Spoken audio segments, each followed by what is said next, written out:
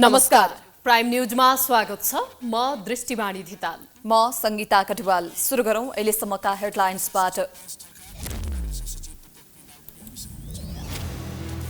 कांग्रेसले घोषणापत्रलाई अन्तिम रूप दिँदै आर्थिक सुशासन रोजगारी सहित 5 वर्ष आफ्नै नेतृत्वको सरकारको परिकल्पना, समुन्नत नेपालको मार्गचित्र। आगामी निर्वाचनमा पनि रोजगारी सृजना दलहरूको प्रमुख एजेन्डा। लाखौं युवा स्वदेशमा रोजगारी नपाएर विदेश हिँड्नुपर्ने बाध्यतामा दर्जनौं उद्योग भने वर्षौंदेखि बन्द। मध्य प्रदेश सरकारले लियो संघीय सरकारको बदला, आफ्ना मन्त्री पदमुक्त भए लगत्तै प्रदेश सरकारबाट कांग्रेसबाट पनि बनेका 3 जना बर्खास्त। नागरिकले सामान्य शल्यक्रियाका लागि सरकारी अस्पतालमा महिनौं कुर्नुपर्ने बाध्यता। बिरामीको चापले समस्या भएको अस्पतालको दाबी, निजीमा ढाड सेक्ने शुल्क।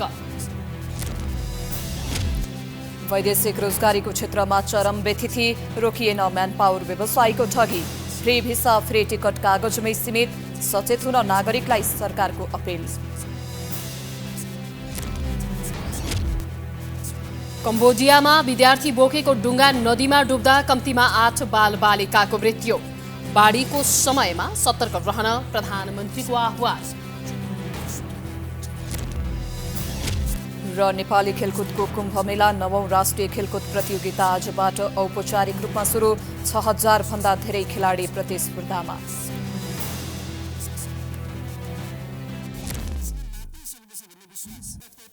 अब प्राइम न्यूज विस्तारमा। नेपाली कांग्रेसले आगामी 5 वर्ष आफ्नै नेतृत्वमा सरकार बन्ने दावी सहित घोषणापत्र सार्वजनिक गर्ने तयारी गरेको छ।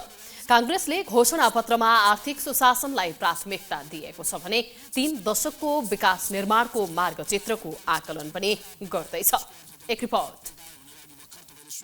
घोषणापत्रमा आकर्षक नारा दिने तर कार्यान्वयन नगर्ने नेताहरूको पुरानै रोग हो। सबै दलहरू आर्थिक समुन्नति र सुशासनका आकर्षक नारा दिन्छन् तर त्यसको कार्यान्वयनतर्फ आँखा चिम्ले दिन्छन्। कांग्रेसले पनि समुन्नत नेपालको मार्गचित्रसहित घोषणापत्र जारी गर्ने भएको छ।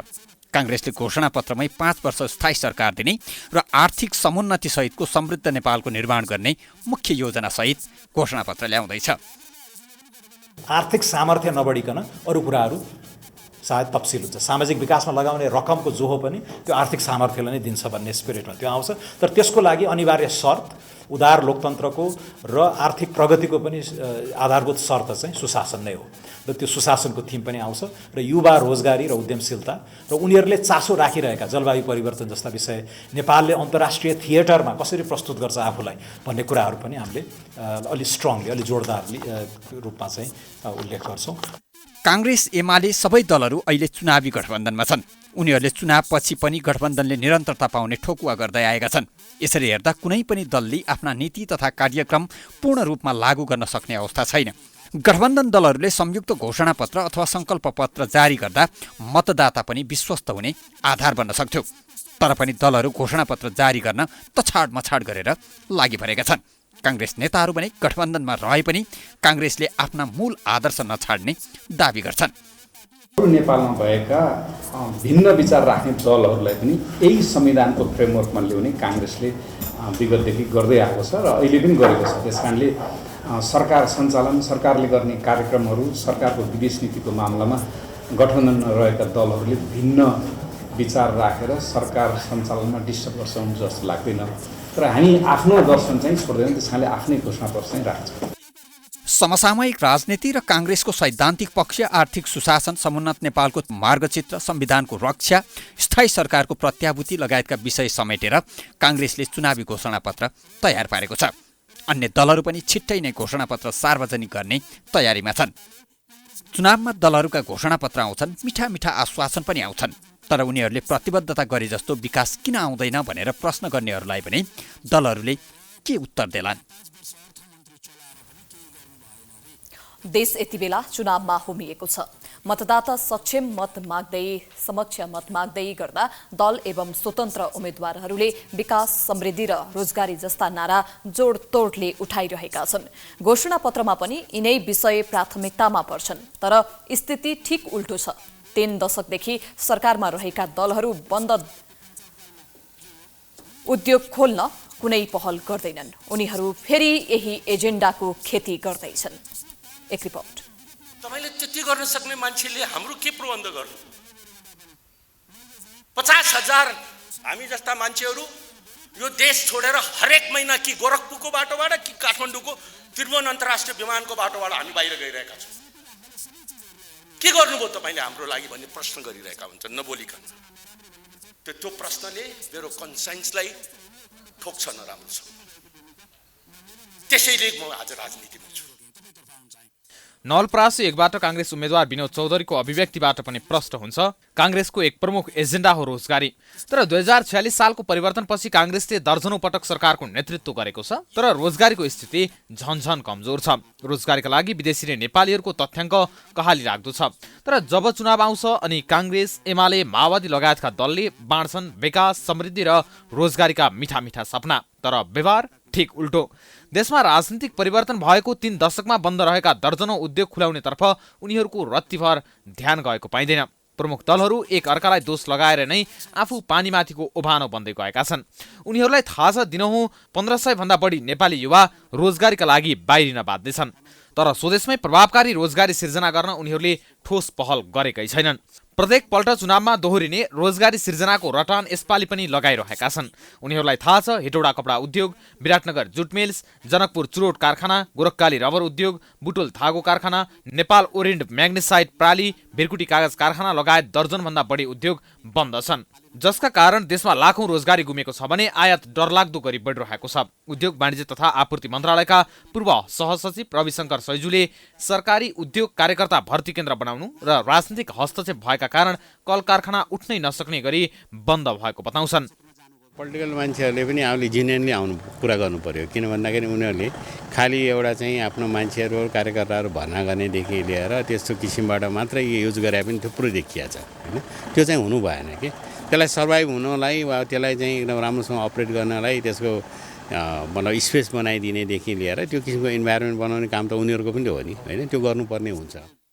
हरेक जसो अर्थमन्त्री तथा उद्योग मन्त्रीहरूले बन्द अवस्थामा रहेका संस्थान पुनः सञ्चालन गर्ने, संस्थानलाई नाफामा लैजाने घोषणा गर्छन्, तर कार्यान्वयन भने गर्दैनन्।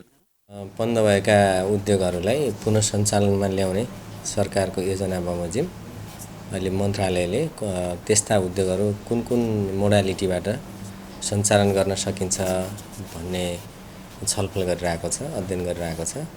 निजी क्षेत्र र अरू सम्बन्धित सरकारी निकायहरूसँग हामी छलफलमै छौँ। लोकतन्त्रमा दलहरूको विकल्प दलहरू नै भए पनि दलहरू सच्चिनुपर्ने आवाज चौतर्फी उठिरहेको छ। देशलाई समृद्धितर्फ लैजाने हो भने दलहरूले आफ्ना वाचा इमान्दारीपूर्वक पूरा गर्ने प्रण गर्नुपर्छ। लाखौं युवा विदेशी प्रवृत्ति अन्त्य गर्दै स्वदेशमै रोजगारी सिर्जना गर्न हर तरहले पहल गर्नै पर्छ। होइन भने फेरि अर्को 5 वर्षमा आउने चुनावमा दण्डित हुन तयार हुनुपर्छ। मध्य प्रदेशका मुख्यमन्त्री लालबाबु राउतले नेपाली कांग्रेसबाट मन्त्री बनेका 3 जनालाई बर्खास्त गरेका छन्। प्रधानमन्त्री शेरबहादुर देउवाले संघीय परिषदबाट जसपाका मन्त्रीलाई बर्खास्त गरेपछि राउतले पनि मधेस सरकारको मन्त्री परिषदबाट नेपाली कांग्रेसका 3 मन्त्रीलाई बर्खास्त गरेका हुन्। कांग्रेसबाट मध्य प्रदेश सरकारमा भौतिक पूर्वाधार विकास मन्त्री रामसरोज यादव, खानेपानी तथा ऊर्जा विकास मन्त्री ओम प्रकाश शर्मा र महिला बालबालिका युवा तथा खेलकुद मन्त्री वीरेन्द्र प्रसाद सिंह रहेका छन्। उनीहरूलाई मुख्यमन्त्री राउतले फोन गरेर राजीनामा दिन भनेका थिए, तर राजीनामा नदिएपछि मुख्यमन्त्री राउतले बर्खास्त गरेका छन्। उनीहरू 26 जेठ 2078 मा नियुक्त भएका थिए। बिहिबार साँझ सत्ता गठबन्धन घटक दलहरू नेपाली कांग्रेस, एकीकृत समाजवादी र माओवादी केन्द्रका 6 मन्त्री र 2 राज्यमन्त्री सबैलाई बर्खास्त गर्ने तयारी गरे पनि त्यसमा जसपाले पुनर्विचार गरी कांग्रेसका मात्र मन्त्री हटाएको हो। 3 मन्त्री बर्खास्त गरेको पत्र मुख्यमन्त्री राउतले प्रदेश प्रमुखको कार्यालयमा पठाएका छन्। ती मन्त्रालयहरूको जिम्मेवारी मुख्यमन्त्री राउतले नै सम्हालेका छन्।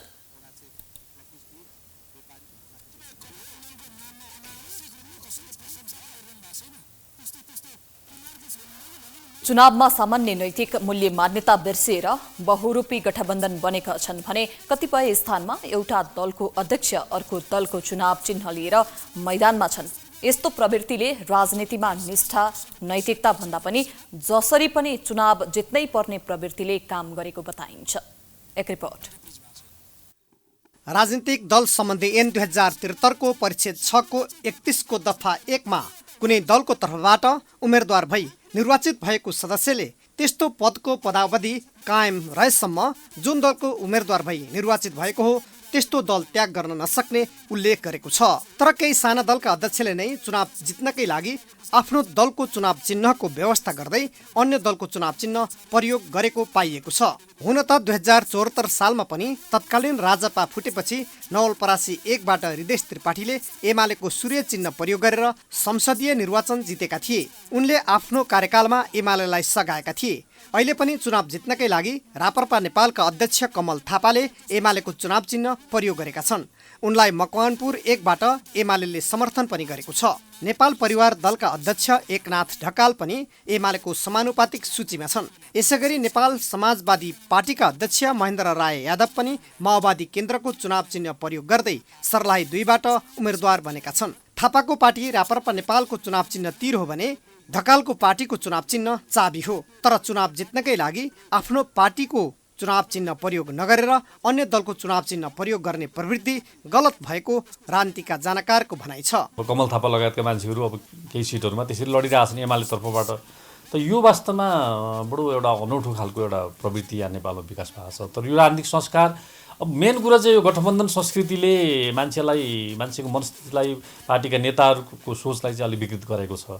र जसरी पनि हुन्छ चुनाव जित्नुपर्ने र अर्कालाई असफल गराउनु पर्ने, आफू सफल हुनुपर्ने, 1 सिट भए पनि 2 सिट भए पनि जित्नुपर्ने, साम दाम दण्डभेद सबै नीतिहरू अब अख्तियार हुने भए यो चाहिँ अलिकति नकारात्मक प्रवृत्ति हो। कानुनका जानकारले पनि जुन दलको चुनाव चिन्ह लिएर उठ्ने हो कानुन ऐन अनुसार त्यो व्यक्ति त्यही दलको हुने र उसलाई पार्टीको व्हिप लाग्ने बताएका छन्। अर्को दलको चुनाव चिन्ह लिएर चाहे प्रत्यक्षमा होस्, चाहे समानुपातिकमा होस्, चाहे सङ्घमा होस्, चाहे प्रदेशमा होस्, उहाँहरू उम्मेदवार हुनुहुन्छ भने त्यो उम्मेदवार हुने बित्तिकै उहाँ त्यो दलको सदस्य हो, त्यो दलसँग आबद्ध रहेको मान्छ कानुनले।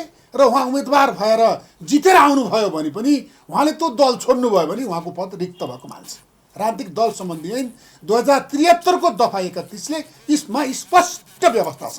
त्यसैले कोही कसैले म अर्को पार्टीको नेतृत्वमा रहे पनि यो चुनाव चिन्ह लिएर मात्र उठेको भनेर जनताको आँखामा छार हाल्न पाइँदैन। निर्वाचन आयोगले पनि जुन दलको चुनाव चिन्ह लिएर उठेको हो त्यो व्यक्ति सोही दलको हुने स्पष्ट गरेको छ। कुनै पार्टीबाट उम्मेदवार भएको व्यक्ति हो, उहाँले प्रतिनिधित्व गरिसकेपछि त्यो कार्यकालभरि उहाँ त्यही पार्टीको ठहर्नुहुन्छ।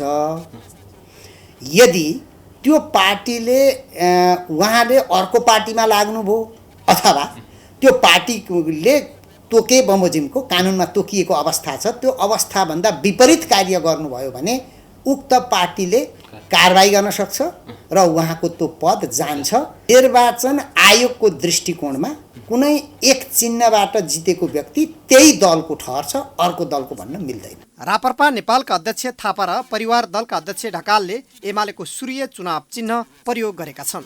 उनीहरूले चुनावमा जित निकाले भने कानुन अनुसार उनीहरूलाई एमालेको व्हिप लाग्नेछ।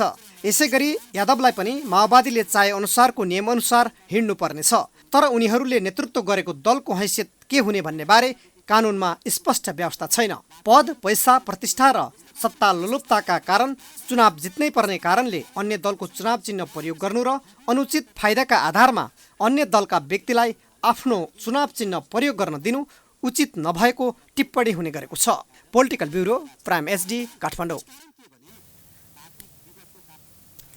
निर्वाचन आयोगले ऐन कानुन अनुसार नै आचार संहिता अनुगमनका लागि छुट्टै संयन्त्र बनाएको दावी गरेको छ।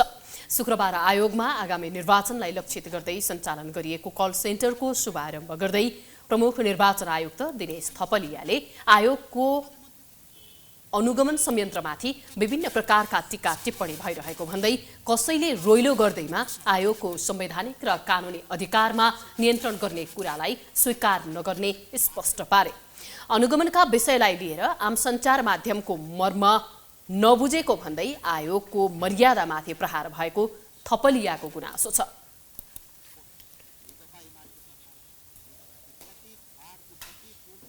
यो कार्य अगाडि बढाइरहँदा निर्वाचन आयोग चाहिँ आम सञ्चार माध्यमको मर्म नबुझेको संस्था हो भने झैँ गरेर अलिकति आयोगलाई हुच्याउने, आयोगको मर्यादामा पनि आँच पुर्याउन खोज्ने र निर्वाचनको स्वच्छतालाई पनि खलबल्याउने ढङ्गका कहीँ कतै अभिव्यक्ति भइरहेको भन्ने हामीलाई जानकारी प्राप्त भएको छ। आयोगले संविधानमा उल्लेख पूर्ण प्रेस स्वतन्त्रताको विषय राम्ररी पढेको भन्दै आम सञ्चार माध्यमलाई निगरानी गर्ने कुनै उद्देश्य नभएको उनले बताए। थपलियाले मर्यादित संस्थाहरूबाट नै आयोगलाई लाञ्छना लगाउने काम हुनु गम्भीर विषय भएको धारणा राखे। आयोगले निर्वाचनको निगरानी गर्न राष्ट्रिय अनुसन्धान विभागलाई दिएकोमा नेपाल पत्रकार महासंघले विरोध गरेको थियो।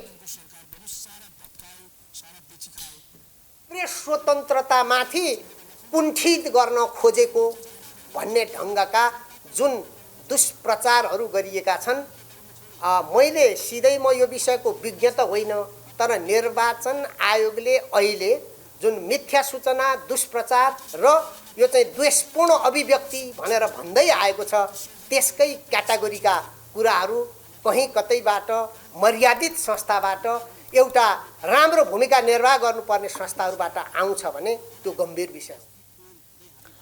आयोगलाई साना विषयमा अल्झाएर कतै निर्वाचनको स्वस्थता भङ्ग गर्न खोजेको हो कि भन्न सकिन्छ भन्ने दुस्साहस कसैले राखेको छ भने त्यो दिवा स्वप्न मात्र हुने उनले तर्क गरे। मतदाता शिक्षा तथा निर्वाचनसँग सम्बन्धित सरकारवालाका प्रश्न तथा जिज्ञासा लिई सम्बोधन गर्न स्थापित कल सेन्टरको स्थापना गरिएको आयोगले जनाएको छ। कल सेन्टर 24 घण्टा सञ्चालनमा रहनेछ। यद्यपि तत्कालका लागि कर्मचारीहरू भने दैनिक बिहान 9 बजेदेखि 7 बजेसम्म रहने आयोगको भनाइ छ।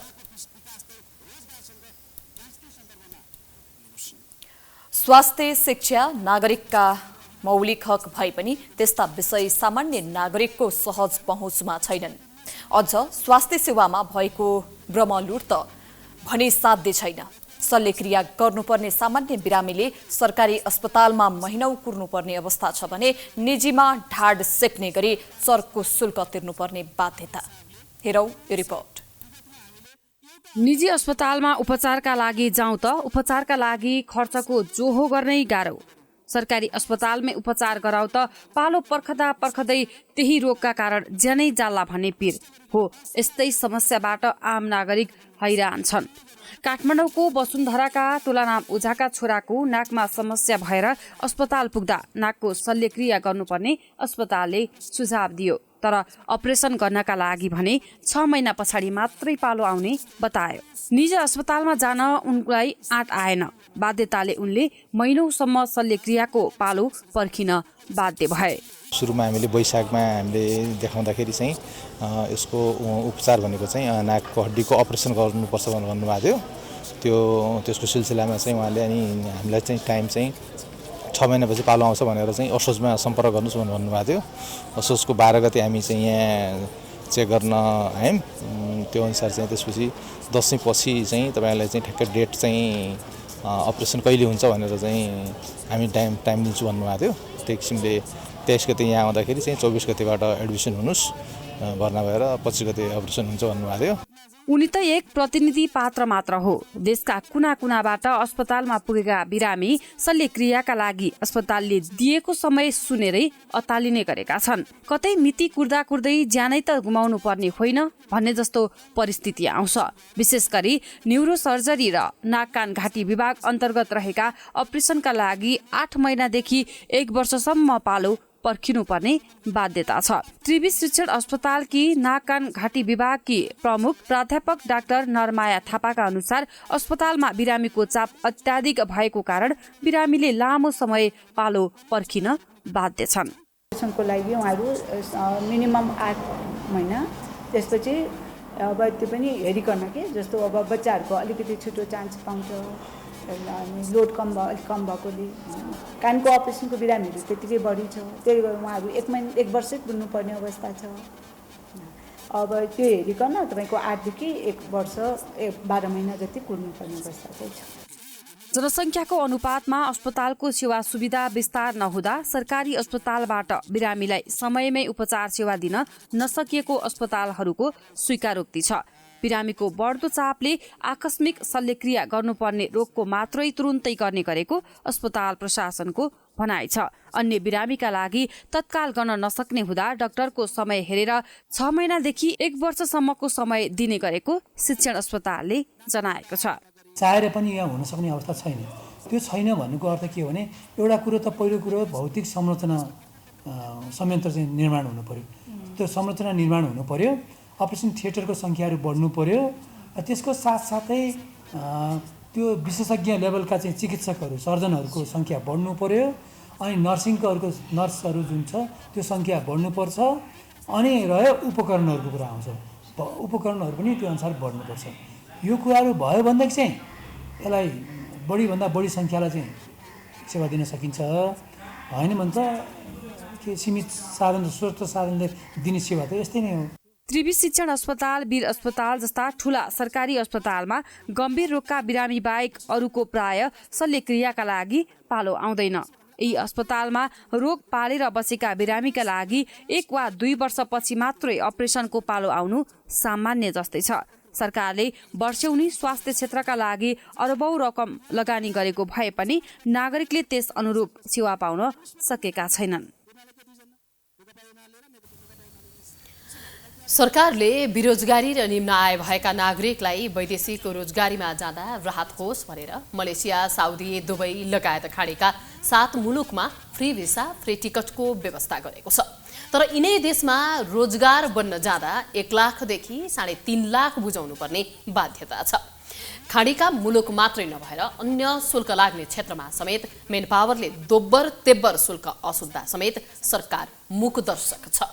एक रिपोर्ट। देशमा बढ्दो रोजगारी समस्याका कारण वैदेशिक रोजगारमा जानेहरू विगतभन्दा झनै बढ्न थालेका छन्। तर वैदेशिक रोजगारीका क्षेत्रमा रहेका विकृतिहरू भने अहिले पनि उही रूपमा देखिने गरेका छन्। सरकारले Malaysia, Dubai, Qatar, Saudi Arab लगायतका प्रमुख 7 श्रम गन्तव्य मुलुकमा जाने नेपाली कामदारहरूको भिसा तथा टिकटको रकम रोजगारदाताले नै बेहोर्नु पर्ने कानुनी व्यवस्था गरेको भए पनि कार्यान्वयनमा आउन सकेको छैन। बरु वैदेशिक रोजगारको योजना बनाएदेखि नै ठगिनु र शास्ति पाउनुपर्ने बाध्यता छ। कतिपय म्यानपावर व्यवसायीले वैदेशिक रोजगारको क्षेत्रमा इमानदार प्रयास पनि गरिरहेका छन्, तर तोकेको समयमा प्रतिबद्धता अनुसारको गन्तव्य मुलुकमा भने अनुसारको काम र सेवा सुविधा दिलाउन सकिरहेका छैनन्। फ्री भिसा, फ्री टिकट मलेसियाका धेरै कम्पनीमा नेपाली कामदार पठाइरहेको इन्टरनेसनल मेन पावर रिक्रुटमेन्ट प्रणालीले समेत अन्यायमा पारेको गुनासो आएको छ। 6 महिनादेखि विदेश जाने चक्करमा दौडिनु परेको अरू मेन पावरबाट जान्छौँ भन्दा समेत विगतमा लागेको कलिङ भिसा हटाउन सहयोग नगरेको गुनासो पीडितहरूको छ।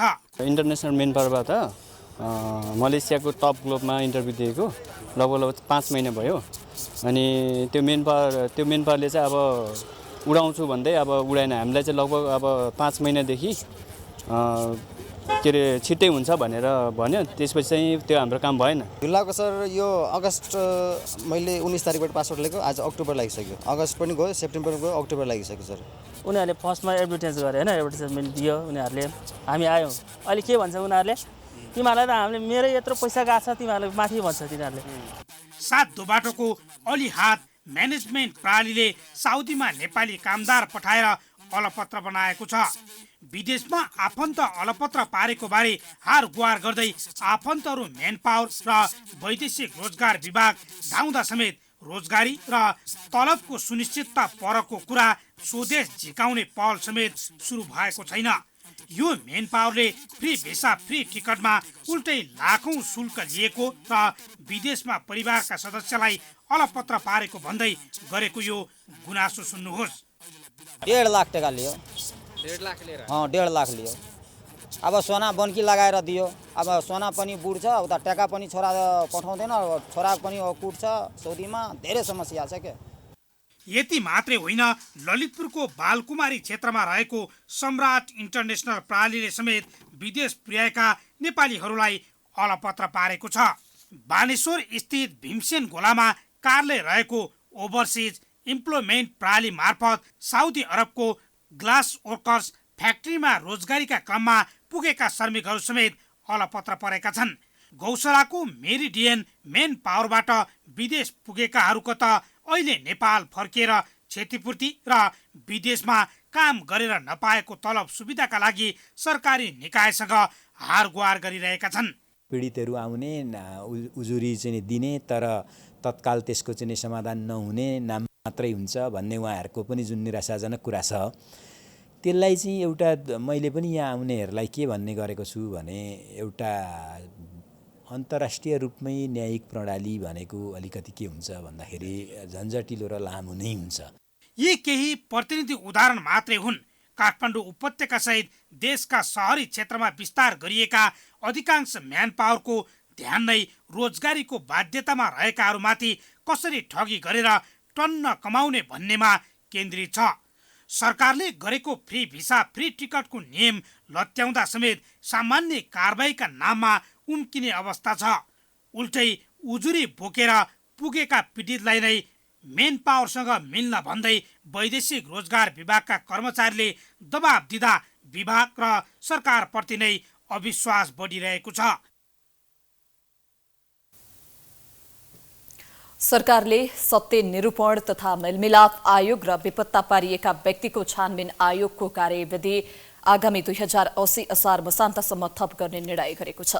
शुक्रबार बसेको मन्त्री परिषदको निर्णय जानकारी गराउन आयोजित पत्रकार सम्मेलनमा सरकारका प्रवक्ता ज्ञानेन्द्र बहादुर कार्कीले उक्त आयोग ऐन 2071 को दफा 42 बमोजिम दुवै आयोगको कार्यविधि थप गर्न बाधा अड्काउ फुकाउने आदेश जारी निर्णय भएको जानकारी दिए। प्राध्यापक डाक्टर गोविन्द केसी बीच मिति 2079 असोज 8 गते सम्पन्न सहमति पत्र अनुमोदन गरी कार्यान्वयन गर्ने। फिलिपिन्सको मनिलामा आयोजना हुने लिडरसिप फोरम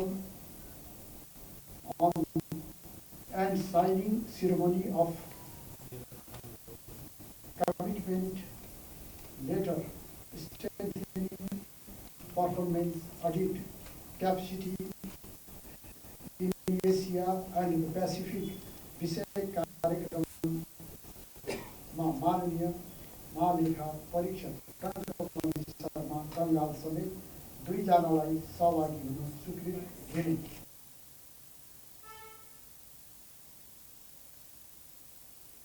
बैठकले विदेशी लगानीकर्ताका लागि लगानीको न्यूनतम सीमा 2 करोड रुपैयाँ निर्धारण गरेको छ भने सरकार र डाक्टर गोविन्द केसीबीच भएको सहमति पत्रलाई कार्यान्वयन गर्ने निर्णय भएको छ।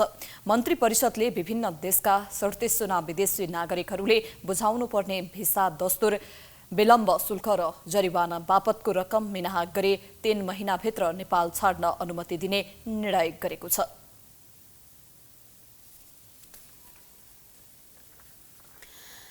काठमाडौँ महानगरपालिकाले काठमाडौँको थापाथली बागमती किनारमा रहेका अनधिकृत संरचनामा डोजर लगाएको छ।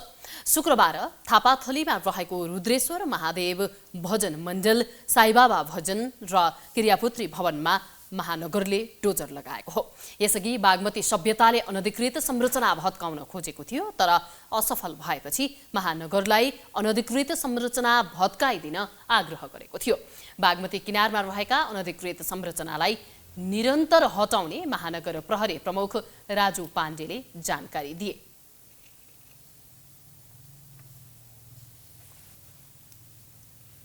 बागमती सभ्यताले चाहिँ भत्काउन खोजेको र बागमती सभ्यताले चाहिँ भत्काउनलाई हाम्रो सहयोग गर्नु पर्यो भन्ने चाहिँ आशय भइसकेपछि त्यही हिसाबले चाहिँ यो साईबाबा को चाहिँ भवन देखिहाल्नुभयो। त्यो त्यति हामीले भत्कायौँ, त्यसपछि हामी आफै भत्काउँछौँ भनेपछि त्यो भाङ बनाएर छोडिदिएका छौँ। त्यसपछि रुद्रेश्वर महादेव देख्नु भएको छ, त्यसको यतापट्टिको बिल्डिङ त्यो पनि हामीले चाहिँ भाङ बनाइदिएका छौँ, ड्यामेज गरिदिएका छौँ र त्यसको सँगसँगै यतापट्टि क्रियापूर्ति किरापुत्री भवनमा चाहिँ किरापुत्री बसेको अवस्था छ। 2 गतेसम्म उहाँको रहेछ। अब थप उहाँले किरापुत्री राख्नुहुन्न भन्ने उहाँले कमिटमेन्ट गर्नुभयो। कमिटमेन्ट गरिसकेपछि त्यो किरापुत्री चाहिँ 2 गते सरिसकेपछि त्यो भत्काउने कुरो हो। महानगरले अनधिकृत संरचना हटाउने अभियान नै चलाएर विभिन्न स्थानमा डोजर लगाएको छ। अब बिजनेस न्यूज।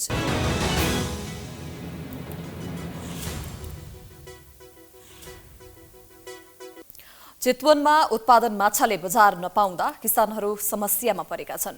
भन्सार छली ल्याएका भारतीय माछाका कारण नेपालमा उत्पादित माछाले बजार पाउन समस्या भएको माछा पालक किसानको गुनासो छ। पोखरीमा माछा तयार हुँदा पनि काठमाडौँ, पोखरा, नारायणगढ लगायतका सहरहरू भारतीय माछाले कब्जा जमाएसँगै माछा बिक्री गर्न असहज भएको चितवनका मत्स्य व्यवसायीको भनाइ छ। एक रिपोर्ट। भारतीय माछाका कारण नेपालमा पालिएका माछाले बजार पाउन समस्या भएको छ। अवैध रूपमा भन्सार छली नेपालमा भारतबाट माछा आउने गरेको व्यवसायको आरोप छ। विगत 3 वर्षदेखि 85 कट्ठा जमिनमा माछा पालन गर्दै आएका चितवन भरतपुरका माछा पालक किसान राजेश नेउपानेले तयारी भएको माछाले बजार नपाएको गुनासो गरेका छन्। यसअघि विभिन्न कारणले माछा बिक्री रोकिएकोमा अहिले फेरि अवैध भारतीय माछाका कारण आफूहरूले उत्पादन गरेको माछाले बजार नपाएको बताए। उनले अघिल्लो वर्षहरूमा पोखरीबाट माछा उठाउने गरेको भए पनि यस वर्ष भने माछालाई दाना मात्र खुवाउन परेको र माछा बिक्री नभएर घाटामा गएको गुनासो गरेका छन्। विगतका वर्षहरूमा यो समयमा चाडपर्वले गर्दा माछाहरू समयमै बिक्री हुने गरेका थिए, तर यस वर्ष भने माछा बिक्न गाह्रो भएको माछापालक किसानको गुनासो छ। यस वर्ष माछा बिक्री नभएपछि कृषकहरूले पोखरी पुर्ने कि राख्ने भन्ने अवस्थामा पुगेका छन्। अघिल्लो साल चाहिँ यतिखेर चाहिँ 80% माछा बिक्री भइसक्थ्यो, अहिले चाहिँ बिक्री नै भएको छैन। अहिले माछा बिक्री भएको छैन। दसैँ आयो गयो, तिहार आउँदैछ, माछा बिक्री हुनु सुसारै छैन। अब हामीले चाहिँ यो अर्को वर्षदेखि चाहिँ पोखरी चाहिँ पुर्ने कि राख्ने भन्ने चाहिँ त्यही सोचिरहेछौँ। अवैध रूपमा भन्सार छली भारतीय माछा नेपाल आउन थालेपछि स्वदेशमा उत्पादित माछाले बजार पाउन नसकेको मत्स्य व्यवसाय सङ्घको भनाइ छ। जिउँदो माछा स्टोर गरी राख्ने प्रविधि नभएका कारण किसानहरूले सस्तो मूल्यमा बिक्री गर्न बाध्य छन्। पटक पटक नाकामा पुगेर आयातित माछालाई रोक लगाउन माग गरे पनि सरकारले चासो नदिएको मत्स्य व्यवसायको गुनासो छ। भारतबाट आएका जो कर छली गरेर आएका अथवा नेपाली बिल बनाएर आएका भारतीय माछाहरूलाई हामीले नष्ट पनि गर्यौँ। लगभग 9 टनको हाराहारीमा विभिन्न क्षेत्रबाट हामीले माछा नियन्त्रणमा ल्यायौँ र त्यसलाई चाहिँ हामीले नष्ट पनि गर्यौँ। तर यसले यो भनेको इन्डियाबाट जुन माछा आइरहेको छ त्यसको चाहिँ 1-2% मात्र हो र यसले चाहिँ जसले माछा लिएर आइराख्नु भएको छ अवैध ढङ्गले भन्सारभन्दा बाहिरको च्यानलबाट उहाँहरूलाई खासै ठुलो धक्का चाहिँ लागेको हामीले महसुस गरेका छैनौँ। किनभने राज्य संयन्त्रले पनि हामीलाई जति सहयोग गर्नुपर्ने थियो, प्रदेश सरकारले त हामीलाई सहयोग गर्न खोजेको हो, त्यति हुँदाहुँदै पनि कानुनी अडचनदेखि लिएर विभिन्न कुराहरूले गर्दाखेरि हामीले सफलता चाहिँ पाउन सकेका छैनौँ। नेपालमा उत्पादित माछा बिना रोकटोक देशका जुनसुकै स्थानमा ढुवानी गरी बिक्री वितरण गर्न पाउनुपर्ने, भारतीय माछा भित्राउने नीति खारेज हुनुपर्ने, माछा व्यवसायलाई उद्योगबाट हटाएर कृषिमा दर्ता गर्नुपर्ने लगायतको माछा व्यवसायले माग गर्दै आएका छन्। माछामा आत्मनिर्भर जिल्ला चितवनमा वार्षिक 6500 मेट्रिक टन माछा उत्पादन हुने गर्छ। चितवनमा उत्पादित माछाको बजारको आधा हिस्सा काठमाडौँ, पोखरा, गोर्खा र तनहुँ पुग्ने गरेको छ। तर पछिल्लो समय भारतबाट आयातित माछाका कारण नेपालमा उत्पादित माछा पोखरीमा सड्न थालेका छन्। प्राइम टाइम्स एचडीका लागि चितवनबाट रविना पौडेलको रिपोर्ट। सरकारले विदेशी ब्रान्डका महँगा रक्सी मदिरा सहित 4 प्रकारका वस्तु आयातको प्रतिबन्ध थप लम्ब्याउने भएको छ। शुक्रबार उद्योग वाणिज्य तथा आपूर्ति मन्त्रालयले एक निर्णय गर्दै विदेशी मदिरा, महँगा गाडी, 150 सीसी इन्जिन क्षमतामाथिका मोटरसाइकल र महँगा मोबाइल आयातको प्रतिबन्ध आगामी मङ्सिर 29 गतेसम्म जारी राख्ने निर्णय गरेको हो। मन्त्रालयका अनुसार $200 भन्दा बढी मूल्यका मोबाइल सेटको आयातमा समेत कडाई जारी राख्ने भएको छ। यसअघि गत वैशाख 13 गते एक निर्णय गर्दै सरकारले अत्यावश्यक बाहेकका 10 प्रकारका वस्तुहरूको आयातमा प्रतिबन्ध लगाएको थियो। पछि केही वस्तुको आयात प्रतिबन्ध खोले पनि महँगा विदेशी मदिरा, मोबाइल, मोटरसाइकल लगायत कार, जीप, भ्यानको आयातको प्रतिबन्ध भने असोज 28 गतेसम्मका लागि जारी राखेको थियो। उक्त प्रतिबन्ध अब आगामी मङ्सिर 29 गतेसम्म जारी रहने भएको छ।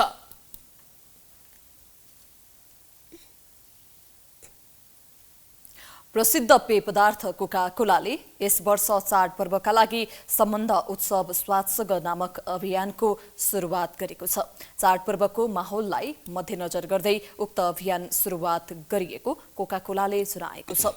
हरेक वर्षको चाडपर्वका बेला कम्पनीले नेपाली उपभोक्ताका लागि नयाँ तथा रोमाञ्चक थीम सहितको अभियान सञ्चालन गर्दै आएको छ।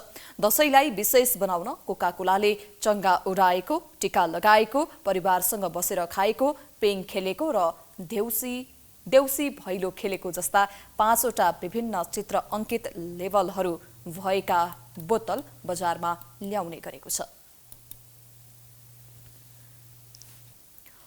अब स्पोर्ट्स न्यूज।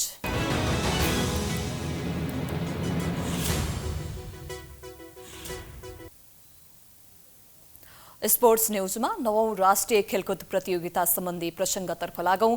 नेपाली खेलकुदको कुम्भमेला 9औं राष्ट्रिय खेलकुद प्रतियोगिताको औपचारिक उद्घाटन भएको छ। पोखरा रङ्गशालामा विशेष समारोहका बीच उपराष्ट्रपति नन्दबहादुर पुनले खेलको औपचारिक उद्घाटन गरेका हुन्।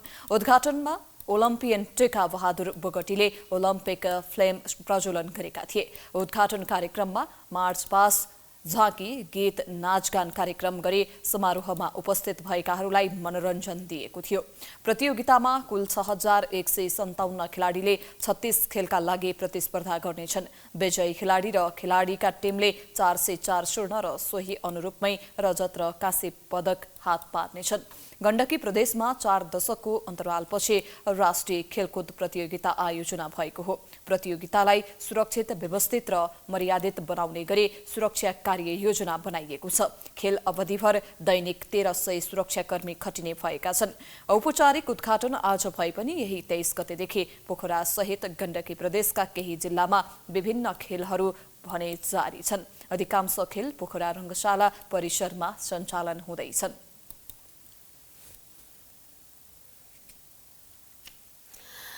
नवौं राष्ट्रिय खेलकुद प्रतियोगिता अन्तर्गतको महिला क्रिकेट प्रतियोगितामा विभागीय टोली नेपाल पुलिस क्लब अपराजित रहँदै सेमिफाइनलमा प्रवेश गरेको छ। पोखरामा शुक्रबार भएको खेलमा नेपाल पुलिस क्लबले लुम्बिनी प्रदेशलाई 97 रनले पराजित गरेको हो। पुलिसले दिएको 113 रनको लक्ष्य पछ्याएको लुम्बिनी प्रदेशले 12 ओभर 5 बलमा अल आउट हुँदै 15 रन मात्र जोड्न सक्यो। लुम्बिनी प्रदेशका लागि कुनै पनि ब्याटरले दोहोरो अङ्कमा रन बनाउन सकेनन्। त्यसअघि पहिले ब्याटिङ गरेको पुलिसले 20 ओभरमा 7 विकेट गुमाएर 112 रन जोडेको थियो। पुलिसका लागि कविता जोशीले 48 तथा सम्झना खड्काले 29 रन बनाइन्। जितसँगै पुलिस 6 अङ्क जोड्दै समूह B को शीर्ष स्थानमा रहेर सेमिफाइनलमा पुगेको छ। त्यस्तै शुक्रबार नै भएको अर्को खेलमा प्रदेश 1 ले पहिलो जित हात पारेको छ। प्रदेश 1 ले कर्णाली प्रदेशलाई 7 विकेटले पराजित गरेको हो। जितका बावजुद प्रदेश 1 समान 3 अङ्कमा रहे पनि लुम्बिनी प्रदेश भन्दा पछि रहेकाले समूह चरणबाट नै बाहिरियो। लुम्बिनी भने उपविजेताका रूपमा सेमिफाइनल पुग्यो। कर्णाली जितविहीन रहँदै बाहिरियो। महिला क्रिकेटमा 9 टोलीको सहभागिता रहेको छ।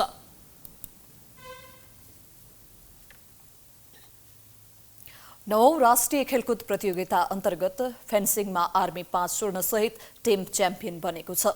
शुक्रबार पोखरा रङ्गशालामा पुरुष इपे टिम इभेन्टमा एपीएफलाई पराजित गर्दै आर्मीले स्वर्ण जितेसँगै फेन्सिङमा च्याम्पियन बनेको हो। एपी फाइनलको विभागीय प्रतिस्पर्धामा आर्मीले सशस्त्रलाई 45-28 स्कोरमा पराजित गर्यो। बागमती र गण्डकीले काँस्य पदकमा चित्त बुझाएका छन्। फेन्सिङतर्फ 6 खेल व्यक्तिगत र 6 खेल टिम इभेन्टका भएका थिए। आर्मीले 5 स्वर्ण, 5 रजत र 7 काँस्य सहित 17 पदक प्राप्त गरेको छ। बागमतीले 4 स्वर्ण, 3 रजत, 1 काँस्य सहित 8 पदक प्राप्त गरेर दोस्रो स्थानमा रहेको छ। सशस्त्र प्रहरी 2 स्वर्ण, 4 रजत र 7 काँस्य सहित 13 पदकका साथ तेस्रो स्थानमा छ भने सुदूरपश्चिम प्रदेश 1 स्वर्ण, 2 काँस्य सहित 3 पदक जितेको छ। त्यसैगरी गण्डकी प्रदेशले 4 काँस्य पदक जित्दै 5औं स्थानमा छ भने प्रदेश 1 ले 3 काँस्य पदक प्राप्त गरेको छ।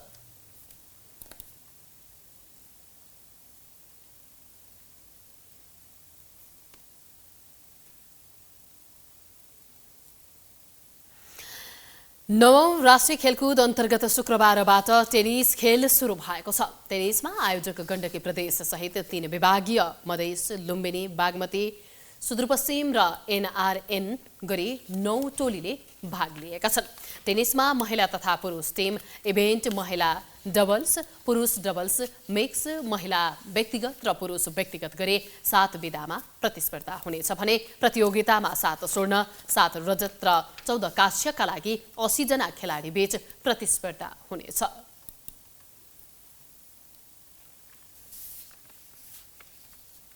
नवौं राष्ट्रिय खेलकुद प्रतियोगिता अन्तर्गत पुरुष भलिबलमा विभागीय टिम पुलिसले विजयी सुरुवात गरेको छ। साबिक विजेता पुलिसले शुक्रबार पोखरा रङ्गशाला स्थित कोर्टमा भएको उद्घाटन खेलमा कर्णाली प्रदेशलाई 3-0 को सोझो सेटमा पराजित गरेको हो। लेग कम नकआउटको आधारमा हुने प्रतियोगितामा पुलिसले जितसँगै 3 अङ्क जोडेको छ। त्यस्तै शुक्रबार नै बागमती प्रदेशलाई गण्डकी प्रदेशले 3-1 को सेटमा पराजित गर्यो। प्रतियोगितामा गण्डकीले जितसँगै 3 अङ्क जोडेको छ। सहभागी 11 टिमलाई 4 समूहमा विभाजन गरिएको छ। समूह बीमा त्रिभुवन आर्मी प्रदेश 1 र मधेस प्रदेश, समूह सीमा एपीएफ, एनआरएनए र सुदूरपश्चिम तथा समूह डीमा गण्डकी र बागमती प्रदेश छन्। प्रतियोगितामा समूहका शीर्ष 2 टिम क्वार्टर फाइनल पुग्नेछन्। तालिका अनुसार समूह डीमा 2 टिम मात्र रहेकाले गण्डकी र बागमती सिधै क्वार्टर फाइनल पुगेका छन्। दुवैले अब समूह विजेता बन्न प्रतिस्पर्धा गर्नेछन्। पुरुष भलिबलको फाइनल कार्तिक 3 मा हुनेछ।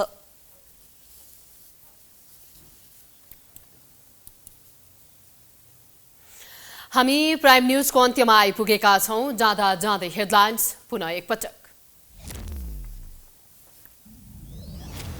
कांग्रेसले घोषणा पत्रलाई अन्तिम रूप दिँदै आर्थिक सुशासन, रोजगारी सहित 5 वर्ष आफ्नै नेतृत्वको सरकारको परिकल्पना, समुन्नत नेपालको मार्गचित्र।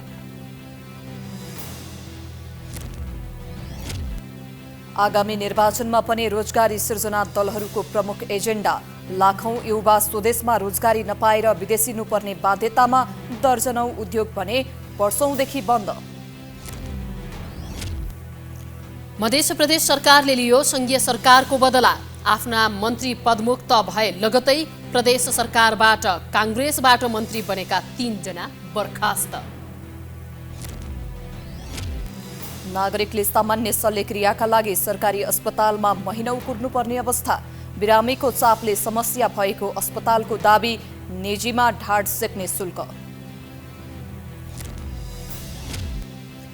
वैदेशिक रोजगारीको क्षेत्रमा चरम व्यथिति, रोकिएन मेनपावर व्यवसायीको ठगी। फ्री भिसा, फ्री टिकट कागजमै सीमित, सचेत हुन नागरिकलाई सरकारको अपील। कम्बोडियामा विद्यार्थी बोकेको डुङ्गा नदीमा डुब्दा कम्तीमा 8 बालबालिकाको मृत्यु। बाढीको समयमा सतर्क रहन प्रधानमन्त्रीको आह्वान।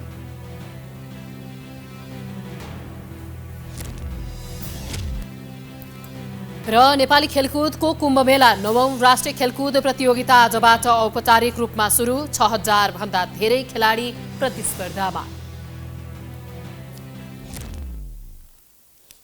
प्राइम न्यूज अहिलेलाई सकियो। यसपछिको प्रस्तुति जनता जान्न चाहन्छन् ऋषि धमलाको साथमा। हेर्दै गर्नुहोला प्राइम एचडी। नमस्कार।